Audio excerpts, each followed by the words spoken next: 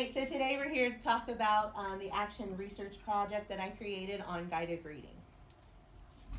So the topic of my action research project is to determine the effectiveness of guided reading in small groups, especially for those first grade students who are below grade level. Purpose of the study. So the purpose of the study is to determine the amount of student growth in an area of reading by using guided readings in small groups for students who are below grade level in first grade in reading. Researchers have documented the effects of guided reading and the effects it has on reading in the areas of fluence, accuracy, and comprehension. So I'm going to focus on two research questions for my research action project, and they are: how does using guided reading strategies affect reading growth of students in elementary school, especially in first grade? And how does research support educators' use of guided reading in elementary classrooms to improve reading levels? So the methodology of this research project, of course the goal again, was to determine the amount of student growth in the area of reading by using guided reading in small groups for kids who are below level. This study is constructed by using the Fountas and Pinnell guided reading series in 2 out of 4 elementary schools in the district, and we'll talk more about this in a minute. But the examiners will use a reading comprehension assessment, running records, speed drills at the beginning and end of the study that measures students' levels of fluency, accuracy, comprehension. Students that increase their fluency, accuracy, and comprehension will increase their reading levels. Okay, so Flosson and Ritzel in 2000 stated that teachers we have worked with, some teachers that they've worked with in 2000, are typically excited about the possibilities of providing the necessary scaffolding and instructional support to their students that guided reading offers. So this statement reflects that teachers are excited about the possibilities about providing necessary scaffolding and instruction that guiding reading offers, and they're excited about having their students improve in the levels of fluency, accuracy, and comprehension, because it's important to ensure that students are making these gains in those areas to improve their reading levels. So my literature review summary is in lots of different parts. So to start it, research has been conducted over the past 2 decades, kind of guide these next couple slides about the literature review. But basically it says extensive results demonstrating that children who get off to a poor start in reading rarely catch up, and that a child who is a poor reader in first grade is 88% more likely to remain poor readers in the 4th grade. One way that primary teachers choose to increase their reading level is through the implementation of guided reading series in centers and small groups in their classroom. Lawson and Rutzel 2000 stated that teachers that we have worked with are typically excited about the possibilities, again, because that scaffolding building upon their knowledge and their instructional support that the guided reading series already offers. The literature review summary continues by saying, educators begin the guided reading series process by assessing each student at their level to determine their reading ability. This information helps the educators determine the student's strengths and weaknesses. Ultimately, the educators will develop differentiated instruction. Each group will have the students improve the area of reading. It also says that assessing their fluency, accuracy, and comprehension will often provide insight to whether a text is too hard or too easy for the students, and then they can get level text from there to work on in their small groups. It's also stated that the ultimate goal is to foster independent readers, and guided reading is a means to do this rather than to end it itself. Educators can see the results in their teaching instruction by using the data that they collect by using the guided reading series in groups and instruction over time. Teaching a student to read can be very complex, but using a guided reading program helps provide effective starting point to individualize instruction. The review continues on to say that a survey was done with about 3,000 educators who implemented the guided reading series, and they found after doing that survey that these groups may consist of up to 6 students in each group, that they should meet at least 3 times a week, and for a duration of about 20 minutes each time for it to be effective.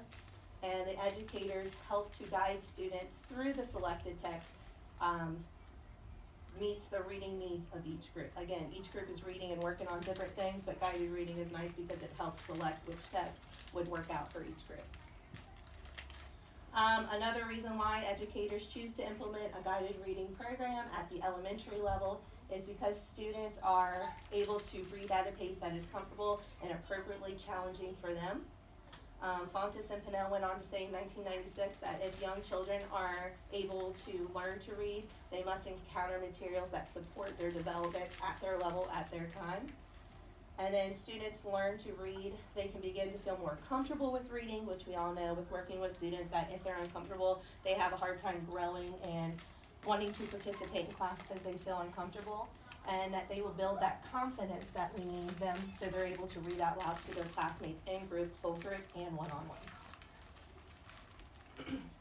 So the procedures for this study states that there's going to be two groups. We're going to have a control group and an experimental group that will be receiving the guided reading. Each of the groups, the experimental group will be using the guided reading. The Fontes and Pinnell guided reading system uses this information to gather the data for the students who are reading the fluency, accuracy, and comprehension in the reading. Teachers will give out a pre-assessment to all students, so that way we can kind of gather where they are at the beginning and then where they are at the end for the post-assessment, but they will collect the data from September through December. Notes will be taken on these students who are in this experimental group, and they'll be graded on a scale from 0 to 3. This scale will be used just by like how many details they put and how many errors that they have, but errors and self-corrections will be tallied later for accuracy. And then finally, the comprehension questions to see if they understood the story will be asked to the students after they read out loud. Each question will be scored on a scale from 0 to 7, depending on the details and the correctness of each response. The results were used to identify and increase or decrease in fluency, accuracy, and comprehension, or if students stayed the same and showed neither an increase or a decrease in these areas. So this data is just kind of collected on each student, again, to see whether or not they increased or decreased with their growth in the area of guided reading. Fontes and Pinnell also said in 2002 that they provide excellent examples on how teachers plan and prepare guided reading lessons. So this is a major part too. It's not just teaching it, you're also planning and preparing for the students in both the areas of fiction and nonfiction text. Using guided reading groups, it also helped to increase the students' fluency, accuracy, and comprehension, which we were focusing on for our goal. Students will know the answers when they're asked to recall details about what they had just read, which we all know is important. Lyons in 2003 stated that creating learning situations and activities in which children are interested may meet with this success. You know, as educators, we see that if we can get them interested, that's the key, so that way they're engaged in learning. And it's also stated that the ultimate goal, again, is to foster the independent readers. We want them reading on their own and what they want to read. And guided reading is just another way that you could do this. And it's to rather end them than just end it itself. So keep them reading, keep them interested. The apparatus and material. So the material in this study, you will need a pre and post assessment. Again, it's going to be given to all students at the beginning till the end from September to December. And they'll be assessed out of 4 elementary schools. There will be a control group and experimental group, half and half. They will participate in the pre-assessment, also just determining their area of reading and the level that they're reading at. The assessment at the end is going to consist of a reading comprehension activity through running records and the speed drill, which data will be collected throughout the guided reading lessons too. Detailed lesson plans for incorporating guided reading for the experimental group will be provided weekly to all teachers, so the teachers don't have to worry about creating them on their own. It'll be given to them, so that way it's presented the same and it'll be the same material. So the lesson will be distributed to students on Tuesdays, Wednesdays, and Thursdays. That way it's the 3 days a week like we mentioned before. The students will work on 2 lessons a day for 15 minutes, which is a little bit below, I know it said 20 minutes, but the 15 minutes will kind of give us an idea. After the initial 15 minutes are up, the students will turn in their work and move from one center to another. The students will only be able to complete 2 centers a day, but they will have a total of 5 centers complete each week. Each week the students will be expected to complete a formative writing assessment. They're going to answer text-dependent questions from level of readers. They're going to practice their sight words, their spelling words from a given story, and complete weekly running records and speed drills with assistance from the teacher. And this running records and speed drills will be one-on-one with the teacher, kind of the pull-out small group. The conclusion of this is the real winners of using guided reading obviously is the students. Students who would normally rather just give up reading a passage just because it's too hard or they're not interested, they will realize that they don't comprehend anything about what they are reading or anxiety. Guided reading is a good way to encourage students to read aloud, to gain confidence, to figure out what they're interested in. Whether it be a whole class, small group, one-on-one, tutoring, that kind of thing, just benefits from guided reading. When an educator makes reading fun for students and encourages them to build their confidence in themselves as it increases their reading level. Again, interest, we all know that goes a long way with students, kind of them buying into what you're teaching. Engagement is stronger related in the reading achievement, and again, that goes back with the centers, getting up, moving around, working in their groups. Students have good motivation also depend on emotional factors. This is really big in my school because our kids are kind of all over the place with their home life, but the emotional factors will help include their confidence, their sense of ownership, and the students not feeling anxious about reading out loud to the class. So all of this kind of focus is on guided reading, and this is what my research concluded in. So the significance of this study is, who will this study benefit? This study will benefit first grade teachers that question the effectiveness of guided reading. As the research stated, it's a good way, lots of different reasons why it's effective. Any grade level who are interested can look at this about their research and if they have questions about their reading strategies.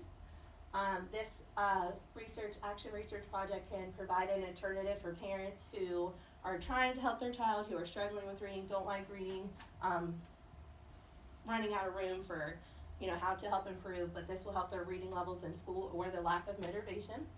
And then the students that would usually just give up when reading a passage because it's too hard and they're not comprehending what they're reading because they're anxious, again, this guided reading will meet them where they are on their level, different groups, different times, and help build that up.